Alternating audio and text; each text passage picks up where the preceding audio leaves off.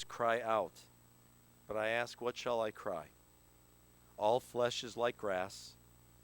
All of its beauty is like the flower of the field. The grass withers and the flower fades when a wind from God blows upon it. Surely, therefore, people are like grass. The grass withers and the flower fades, but the word of God endures forever. LeDavid mizmor ladonai haaretz umloa tevel v'yoshveva, ki al yamim yasada v'al nehorot yichoneneha. Mi ya'aleh bahar Adonai, umi yakum bimkom kadsho, neki chapayim uvar levav, asher lo nasa lashav nafshi v'lo nishba lemirma. The earth is the Lord's with all of its fullness. The world is the Lord's with all of its inhabitants. Who may ascend the mountain of the Lord? Who may stand in the holy place? She who has clean hands and a pure heart. She will receive a blessing from the Lord and a just reward from the God of deliverance.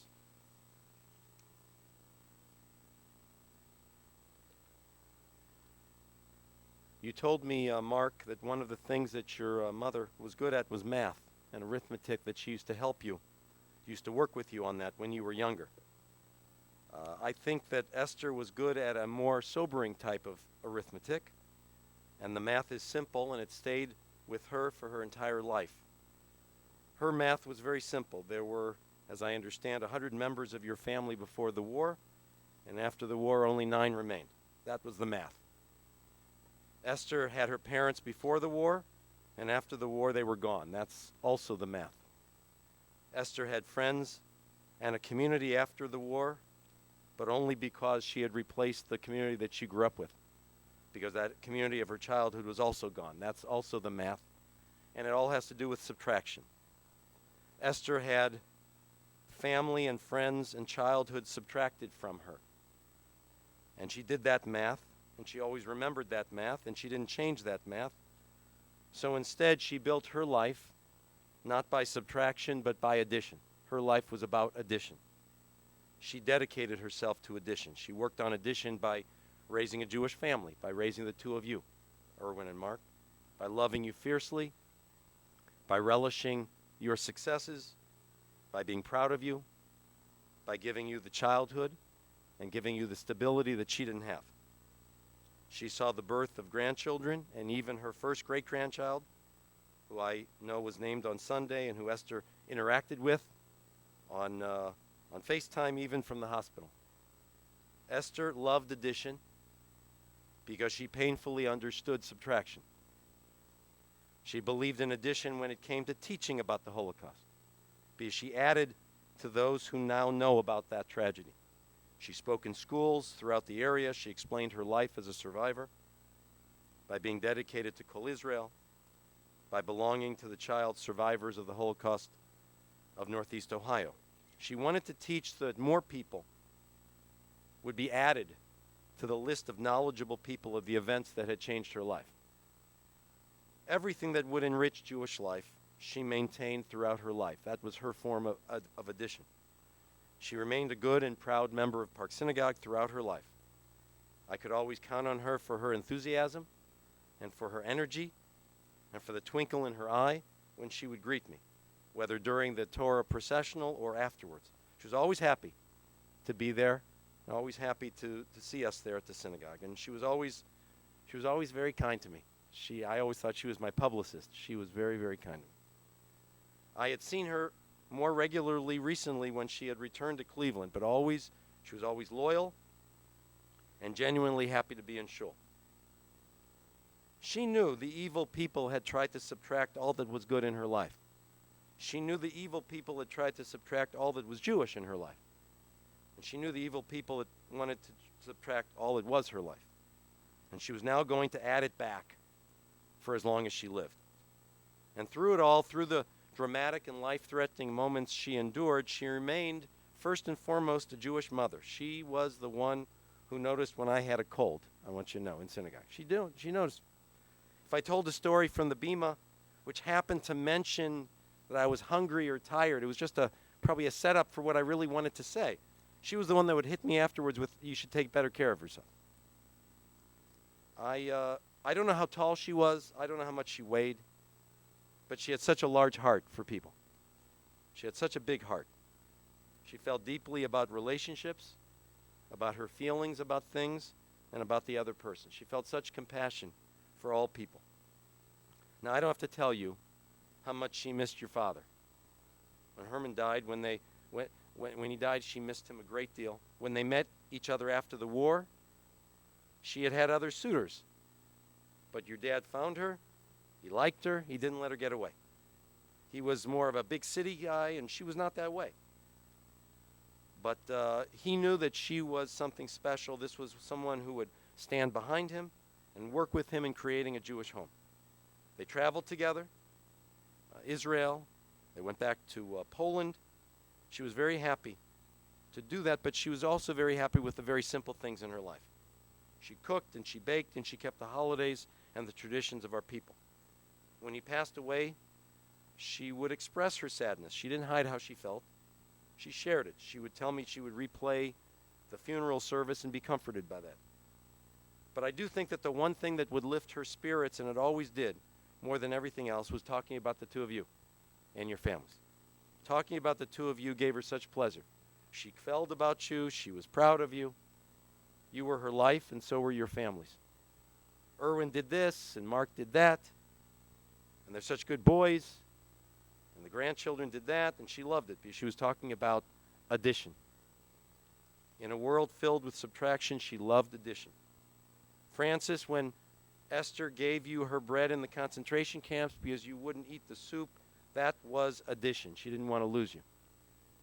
When she found food for you and she was punished for it, that was also addition. She didn't want you to starve. When she took care of you after the war until you got married, that was her form of addition. Art, you were separated from your sisters during the war. When you found each other again, that was a joyous day of addition. When her mother told Esther that her duty was to survive and to tell the world, Esther on that day dedicated her life to addition. You know, we all live with certain nightmares and we all live with certain dreams. We can just imagine what Esther's nightmares were. But we're thrilled to know that she achieved her dreams as well. Her dream was to live to see her family achieving a better life than the crumbling society from which she escaped. She would keep in touch with other relatives, writing letters. She'd be the connector. She'd maintain good relations. She was very giving of her time, visiting those who were ill. Esther knew what was important in life. Education, she wanted everybody in her family to educate themselves and be prepared and trained for good opportunities. Material things were simply unimportant to her, really unimportant. What made her rich, so to speak, were the joys that her sons and her grandchildren and her family gave her. Phone calls or cards made her feel like the richest woman in the world. Erwin, you felt your mother's common sense was far more instructive than anything that can be learned in a classroom. And she used that common sense in building a home. And she was building a home with values, not with things, but with values. Not possessions, but with values. With her compassion and with her empathy, but also with her strength and with her determination. She lived with a good name, and she died with a good name. I want to ask several members of the family, Adam, to come forward.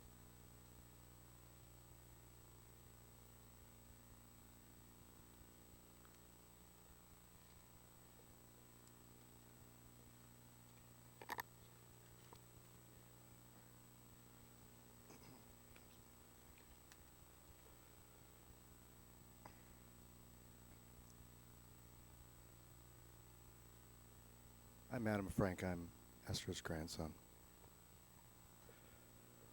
I want to tell you about one of the warmest, most perfect memories of Esther Frank, my grandmother, my Edja. That's what we call her, Edja.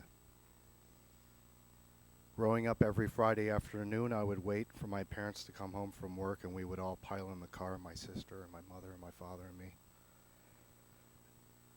And we would head over to Grandma and Grandpa's house for Shabbat dinner. The front step had AstroTurf on it. My grandfather was in the carpet business, you know. And he liked sports, so it made sense. We'd ring the doorbell, and within 5 seconds, you'd be greeted with a good Shabbos from a Yiddish mama. Always so happy, happiness bordering on surprise happy to see us every Friday.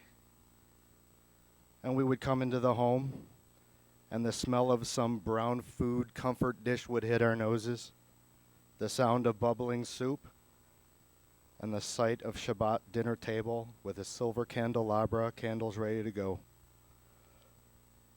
Bowls full of handmade kreplach standing by, kishka, brisket, challah, matjes herring, the works. If it was Hanukkah, there were stacks of sizzling latkes all the way to the ceiling. Mark and Dory would show up a little bit after. There would be conversations left and right about everything, laughing and stories, waiting for Grandpa to come home. Shortly after he would walk in, the conversations got even more spirited. Edja would calm us all down, and we would put on our yarmulkes, and she would put on her doily and light the candles, covering her eyes and whispering the bracha. I want to stop for a minute on that image of her covering her eyes like this, praying to God for what was before her as her mother did. Her eyes closed into darkness and then opened into light, and her sight focusing through the tears of sorrowful remembrance and sublime joy of her family surrounding her. How grateful she was for her family. A family she made. She was, after all, the golden thread that wove us all together.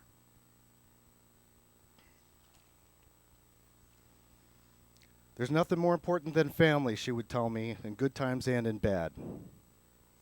She was always there with her intense love and strength. Along with her sisters and brother, Esther's miraculous survival of the Holocaust cast the die of her character. She was a passionate and compassionate woman, loved her family, her friends, her Judaism, Israel, and God. She was a doorway into history for us, a great source of wisdom for her kids and grandchildren. She loved her sons. Her sons were the apples of her eye. She loved them more than life. And how wonderful you both honored that love and gave it to her throughout her exquisite life. You're a couple of mensches, she would say. Edge's laugh brought such joy to hear. She never held back, nor did she ever hold back her tears. She was a lady, but I always told it like it was, without fear. She was our family matriarch.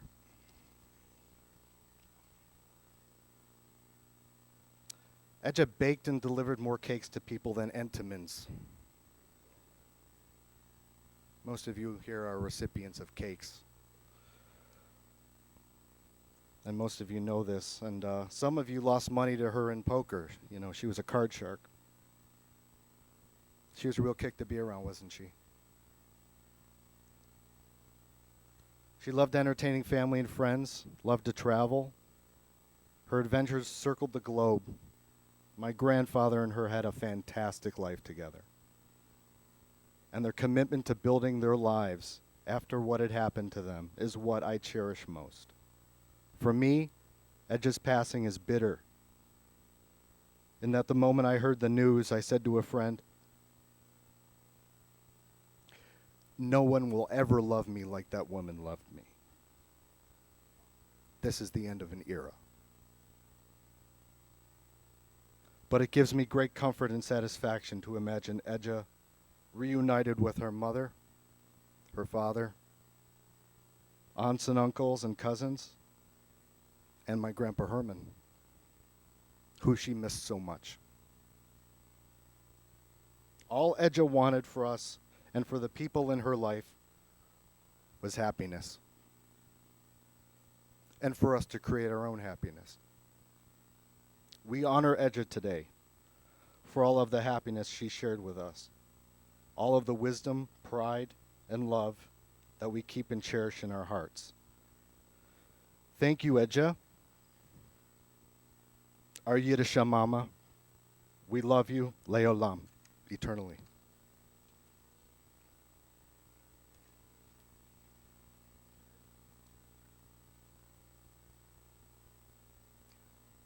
Khloe?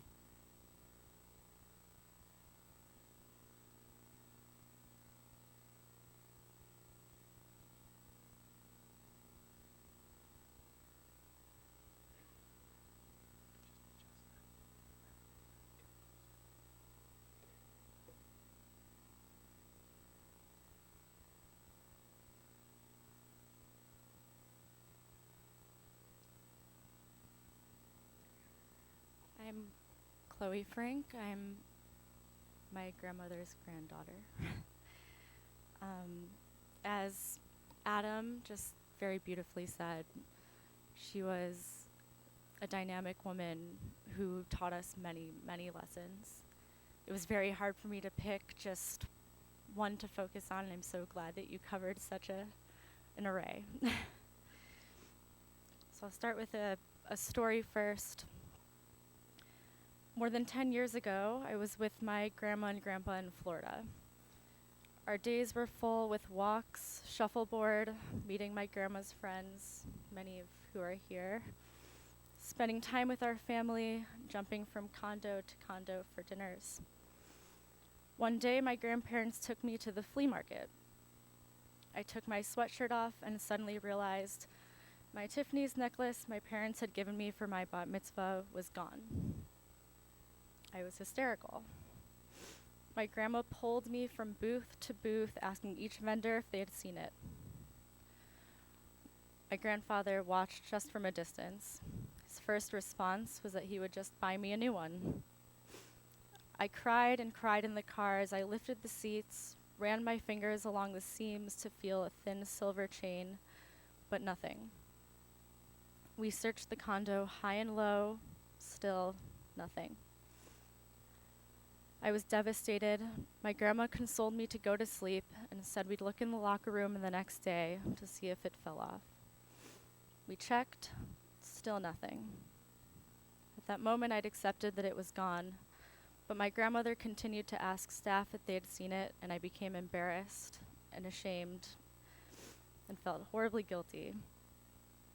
She told the story to a family at the pool, and their son started swimming around the floor. And in no time, they came up first with the chain, then with the pendant. The most commonly used word escaped my grandma's mouth: unbelievable. My grandma understood very well the value of a gift given, but even more so, I believe she understood the value of a gift received. Her better half, my grandpa, was so quick to assert how easily replaceable this necklace is, a thought that did not even enter my grandma's mind. She was relentless in her search not only to find my necklace, but to relieve my guilt and my sadness. Anyone who knew my grandma Esther knows that she was extremely generous. If you said you liked something, she'd give it to you. Material possessions to her were only as valuable as their meaning.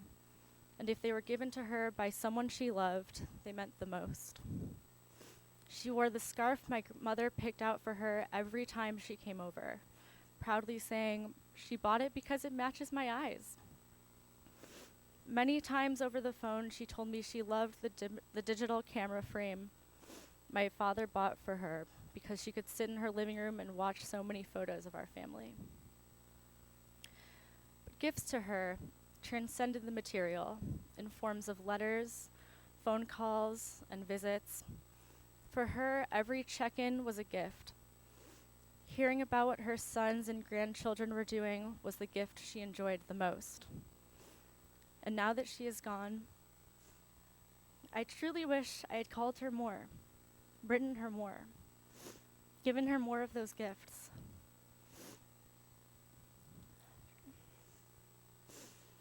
She reveled in the closeness of the family that she had created and the successes that we each enjoyed. Her entire family came together a few days ago to name her first grandchild. Everyone was there but her green eyes. She may not have been in the kitchen helping my mom or in the dining room wearing her green and blue scarf or in the living room holding Remy, but she was there in those 2 honey cakes that she had baked for my birthday. I love you.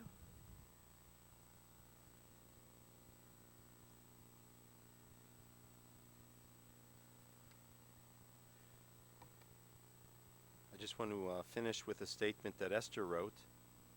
She wrote 1999. She wrote about, quote, my experience in my new country. It was 50 years ago that I came to Cleveland to my family with my husband and son, who was 16 months old then. We had a difficult time in the beginning, but slowly things worked out well, and we had a second son, and have been proud members of Park Synagogue for over 45 years. I was born in a shtetl in Poland and raised in an Orthodox family. On September the 1st, the war broke out. I was 12 years old. From then on, I only saw a lot of grief and lost 80 family members that I can recall. In our small shtetl was 500 very close-knit Jewish families where everyone knew each other. Even to this day, we all keep in touch. 15 years ago, we had a gathering in Miami, Florida. My landsmen came from all over the world: Israel, Australia, Belgium, California, New York, Chicago, New Jersey, Atlanta, and Cleveland. It was wonderful. We had a good time together for 1 whole week. Before I was separated with my mother, she said to me, I want you to live, survive with your sisters and brother, so you can tell the world what they did to us. My mother was shot to death on Yom Kippur Day. So when I am called to speak to young children in schools, I never refuse, for our stories must be told over and over again. My children and grandchildren know my story too well. They don't ask many questions so as not to hurt us. Let's hope this will never happen again. And I am very happy to say my grandchildren have grandparents, which my children never had. She wrote that in 1999. Let's rise for the memorial prayer.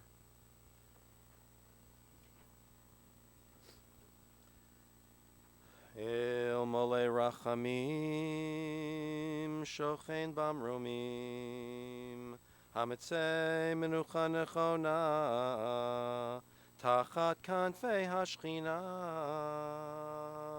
B'malot Kedoshim Utehorim Kezohar Rakia Mazirim Et Nishmat Esther Bat Mordechai Veliba Shal Chalolama Began Eden Tehei Menuchata Ano Bal Harachamim Astireha Beseter Kenafecha Leolamim Utzror Bitzrechem Et Nishmata Adonai Hu Nachalata V'tanuach B'Shalom Amishkava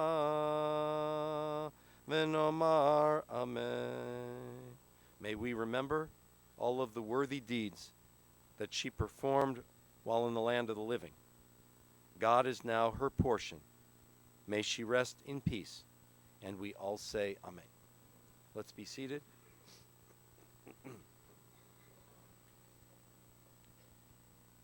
We want to offer our condolences to the family, to Erwin and Mark, and Debbie and Dory, to grandchildren Marcy, Adam and Lisa, Jordan and Brad, Khloe, great-granddaughter Remy, sisters Anne, Francis, brother Art, and sister-in-law Rose.